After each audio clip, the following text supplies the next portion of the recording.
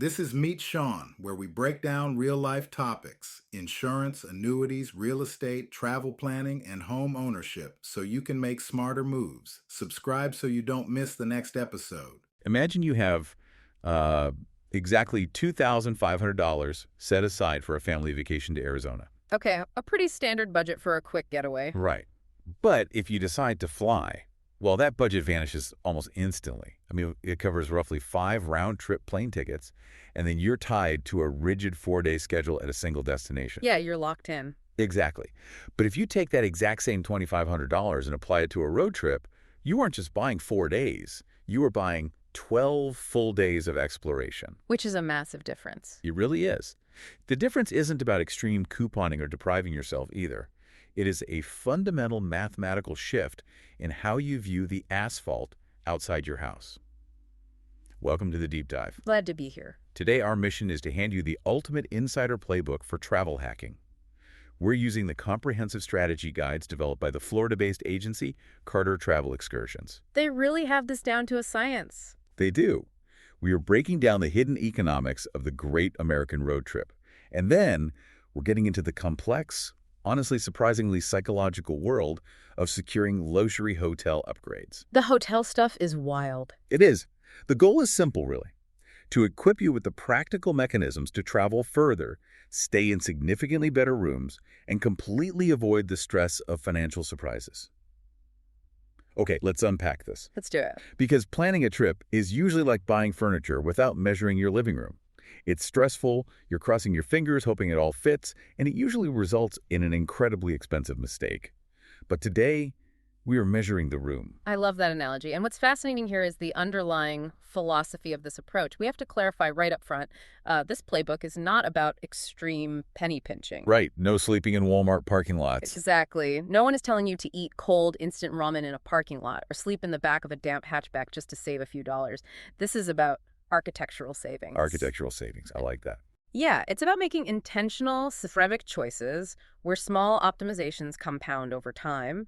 When you structure a trip correctly, those savings unlock massive freedom. They allow you to afford genuinely premium experiences when they actually matter most. And that structural difference becomes incredibly obvious when we look at how we get to our destination. Like, the financial gap between the sky and the open road comes down to one core mechanism. The multiplier effect. Yes, the multiplier effect. When you book a flight, you are operating on a strict pay-per-person model. Every single individual you add to the trip multiplies your baseline cost. Which gets out of hand so fast for a family. Oh, absolutely. But driving fundamentally breaks that multiplier. You have a fixed vehicle overhead. Whether it's just you in the driver's seat or you and 3 friends splitting the driving, the cost of moving that machine from point A to point B remains virtually identical. It completely changes the entire financial physics of the trip, but it also triggers a really profound psychological shift. The Carter Excursions data highlights a couple from New York who, back in 2017, put all their belongings in storage and set out on a North American road trip. Oh, wow. Just packed up and left. Yep.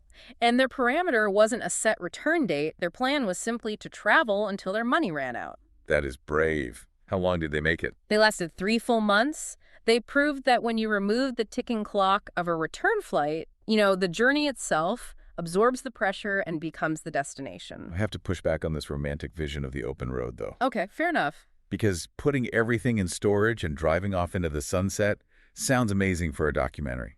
But for the average person listening right now, with limited PTO and maybe a couple of restless kids in the back seat. The reality of the minivan. Right.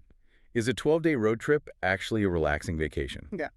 Or is it just taking on a stressful, unpaid job as a long-haul truck driver for your family? I mean, the fatigue factor is real, definitely. But the antidote to that stress is regaining your autonomy. Think about the modern flying experience for a second. It's mostly just standing in lines. Exactly.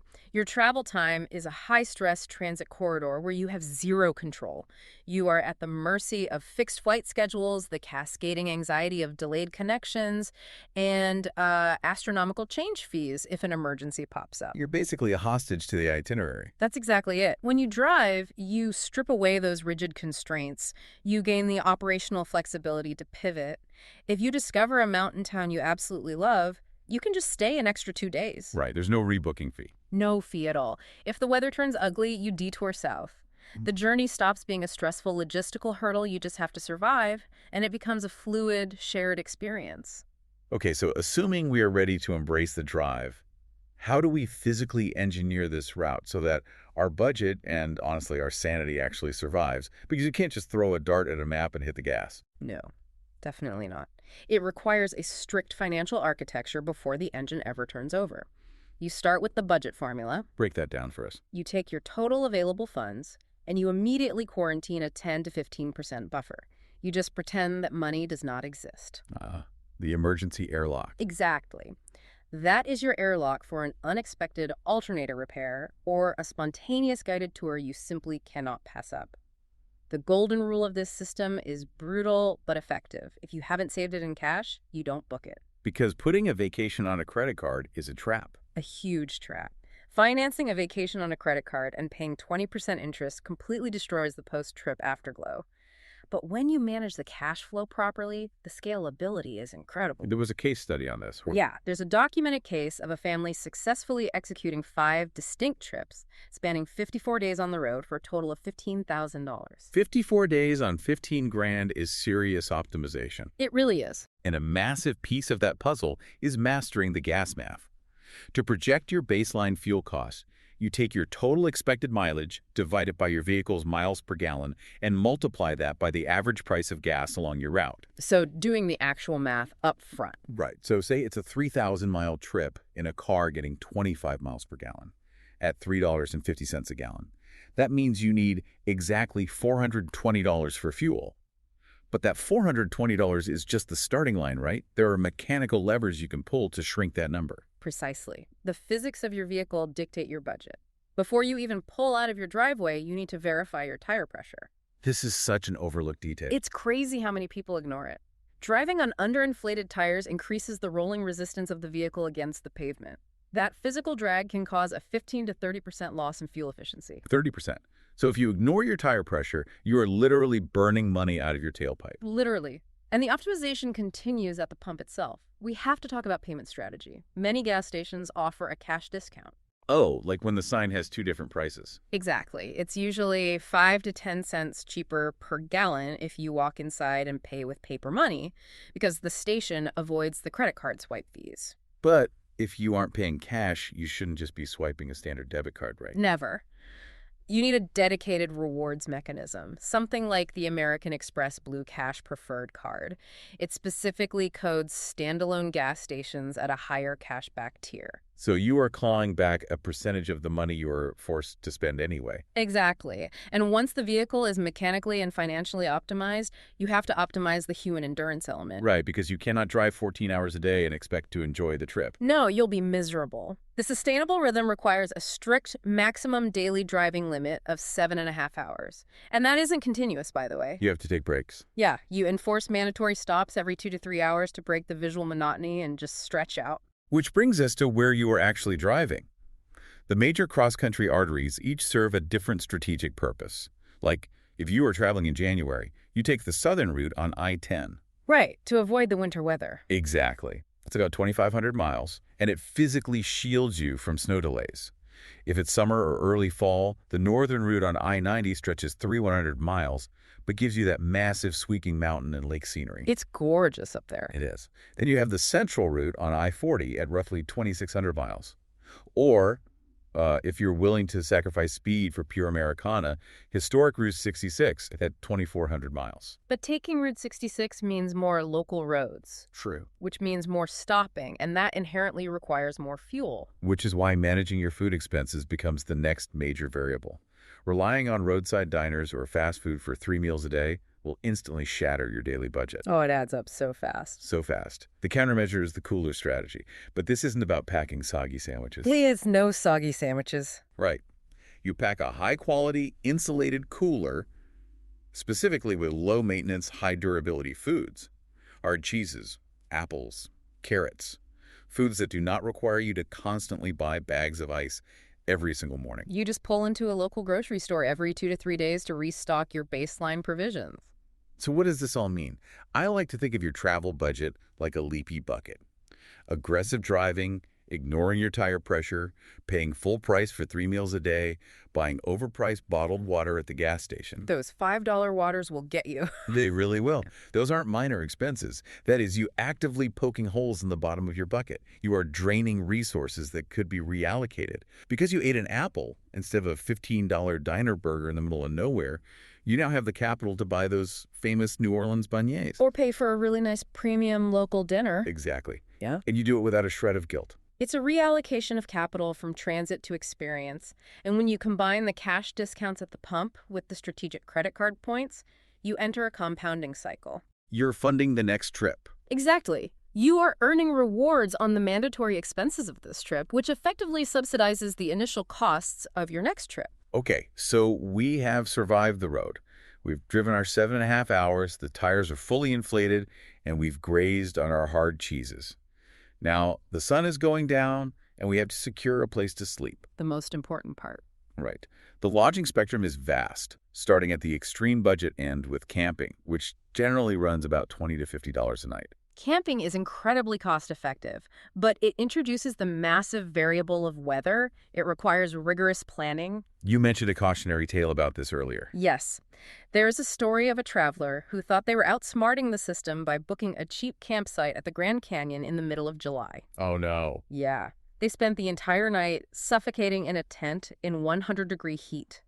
The physical misery completely defeated the purpose of taking a vacation in the first place. Right, so to guarantee climate control, you step up to budget motels, roughly $60 to $90 a night. Though the cleanliness and safety there can be a total roll of the dice. Definitely a gamble. Then you hit the mid-range hotels, around $100 to $150, where you finally start seeing reliable value adds, swimming pools, fitness centers, and free hot breakfasts that can replace your morning cooler snacks. Those breakfasts are huge for the budget. They really are. But regardless of which tier you are looking at, the Carter Excursions playbook emphasizes one ultimate, non-negotiable golden rule. Never book a room you would hate staying in. That is the cornerstone of their strategy. But wait, I have to stop right here, because this contradicts almost everything we hear about modern travel hacking. How so? Well, isn't the whole point of mastering hotel bookings to purposely book the absolute cheapest windowless closet you can find, and then scheme your way into the penthouse suite using points and charm? If I'm paying for a baseline room I actually like, aren't I just spending the money I spent the entire drive trying to save? If we connect this to the bigger picture, we have to look at how a hotel's property management system actually functions today. The landscape of upgrades has fundamentally shifted over the last few years. They aren't just handing out suites anymore. Not at all. Hotels are no longer blindly handing out the keys to the presidential suite just because someone smiled at the front desk. Yeah. In fact, many major brands, like almost half of Hilton's portfolio, have tightened their algorithms so much that they will actively charge you an up fee to move into an empty premium room. Wow. But more importantly, when a hotel does grant a complimentary upgrade, they cascade you. They move you up 1, maybe 2 inventory categories. They do not jump you from the basement to the penthouse. So if my starting baseline is the windowless closet next to the ice machine, my quote-unquote upgrade is just going to be a slightly larger closet, maybe one with a view of the parking lot roof. Exactly the dynamic. By establishing a comfortable baseline room that you are genuinely happy to sleep in, you protect your vacation's downside. You eliminate the risk of a miserable stay. Right, while still mathematically preserving the upside potential to be bumped into a premium view or a junior suite. That structural logic makes total sense. So assuming we have booked a baseline room we are happy with, how do we systematically manipulate our odds of actually securing that upgrade, or at least unlocking premium perks, without paying the sticker price? The leverage begins at the point of purchase. The booking channel you use dictates your status in the hotel's hierarchy. This is where the average traveler makes a critical, irreversible error. By using the discount sites. Exactly. You might search a third-party online travel agency in OTA like Booking.com or Hotels.com and find a rate that is $10 cheaper than the hotel's own website. Which feels like a win in the moment. It feels like a win, but the moment you complete that transaction, you have flagged yourself as a low-value guest. Hotels pay massive commissions, sometimes 15 to 25%, to those third-party sites. That is a huge chunk of their profit. Because you cost the hotel a massive chunk of their profit margin, you are placed at the absolute bottom of the priority list for room assignments, points, and upgrades. The hotel is actively penalizing you for using the OTA. So the baseline rule is to always book direct. But if we want to add leverage, we can utilize VIP travel networks, right? Absolutely. We're talking about platforms like Virtuoso or American Express Fine Hotels and Resorts. How do those work? These are essentially collective bargaining networks. You might pay a slightly higher flexible rate to book through them, but the back channel leverage they have with hotel management unlocks massive hidden value, Like what kind of value? often between $150 to $400 per stay. Because you booked through an elite network, the hotel suddenly grants you complimentary daily breakfast for two, a $100 property credit to use at the spa or restaurant, and guaranteed late checkout. You are basically utilizing the network's clout to bypass the normal guest hierarchy. Exactly. And if you travel frequently enough, you can build your own clout through loyalty tiers. Concentrate your spending with one specific chain. Like Hyatt or Marriott. Right. Attaining a status like World of Hyatt Globalist is incredibly powerful because it includes a mechanism for unlimited standard suite upgrades at check-in, provided the room is empty. That's a massive perk. It is. Marriott Bonvoy employs nightly upgrade awards, which you can apply to a reservation days in advance. When you become a known entity in their database, upgrades transition from a lottery ticket into a systematic expectation. But let's look at the reality for a lot of people listening. Let's say we don't have top-tier globalist status, and we aren't using a Virtuoso agent. We just book direct, and we are walking through the sliding glass doors. Okay, a standard direct booking. The timing of that exact moment is crucial. The strategic check-in sweet spot is between 2 and 4 o'clock in the afternoon. Here's where it gets really interesting. I like to think of this 2 to 4 p.m. window like walking into a bakery the exact minute the fresh bread comes out of the oven. That's a great way to look at it. At 3 p.m., housekeeping has just finished turning over the rooms from the morning checkouts. The inventory of clean, empty rooms is fresh and entirely visible to the front desk. But the massive rush of evening commuters, delayed flights, and convention attendees hasn't arrived yet to wipe out that stock. Yeah. You have first pick of the freshly cleaned inventory. That bakery analogy is spot on regarding inventory visibility. But what happens when you approach that desk? Your etiquette is the final variable here. You can't just demand the penthouse. Right. The person standing behind that computer has immediate discretionary authority over unassigned rooms before the night audit runs. You do not walk up and demand an upgrade. You make a polite, incredibly specific request. What's an example of a good request? You say something like, we are celebrating our anniversary this weekend. If there's any flexibility, would a room with a quieter view be possible? And it also helps to politely pass a discreet $20 tip alongside your ID and credit card. A little preemptive gratitude. Exactly. You are acknowledging their authority and incentivizing them to search for the best available room in your category. But wait, I have to ask on behalf of the listener. What if my flight lands at 8 p.m.? What if the bakery is already empty and all the good rooms are assigned? If you know you are arriving late, you must proactively manage the reservation. You call the front desk directly, and I mean the physical hotel, not the central 1-800 reservations line. Right, talk to the actual front desk. Yes, you call them at around noon local time on the day of your arrival. You politely inform them you are arriving late, reiterate your excitement to stay with them, and ask if they can pre-block a nice room for you. You force the human interaction before the evening rush depletes the inventory. That is a phenomenal tactical pivot. And the ultimate cheat code for inventory availability is targeting off-peak timing. Like if you travel during shoulder seasons, or if you book a luxury hotel situated in a corporate business district on a Friday night. Oh, when all the corporate expense accounts have flown home for the weekend. Exactly. The hotel is suddenly desperate to fill rooms. There is a legendary story in the travel hacking community about a guest who booked a standard entry-level beach villa in the Maldives during the low-occupancy rainy season. I think I know this one. Because the resort was practically empty, they were bumped into a massive, multi-room overwater suite.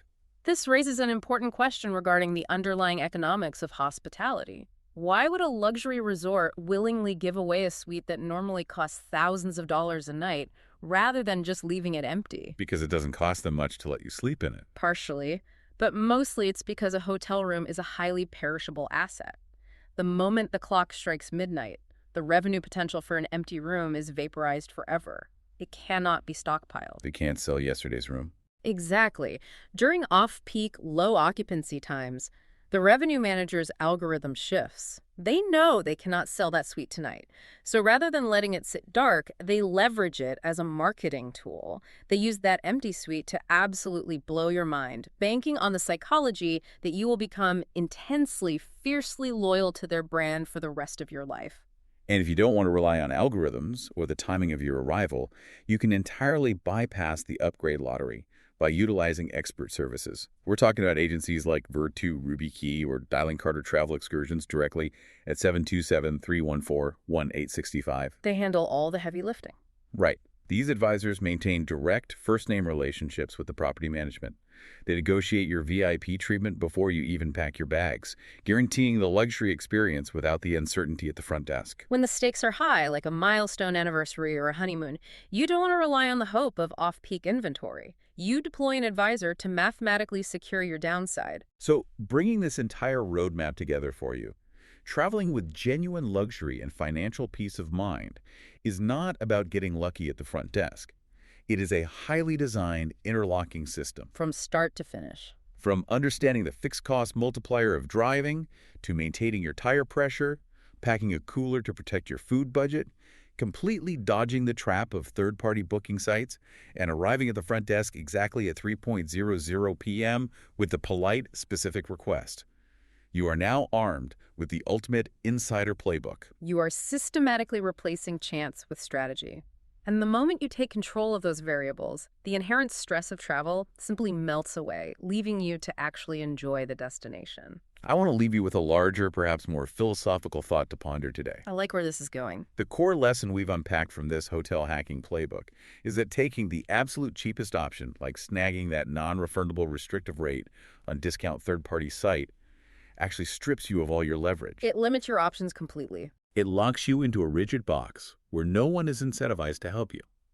While choosing to invest just a little bit more up front, whether it's booking direct or securing a flexible rate through a VIP network, unlocks exponential, disproportionate value on the back end. It changes the way the system treats you. It's an upgrade mindset. Exactly.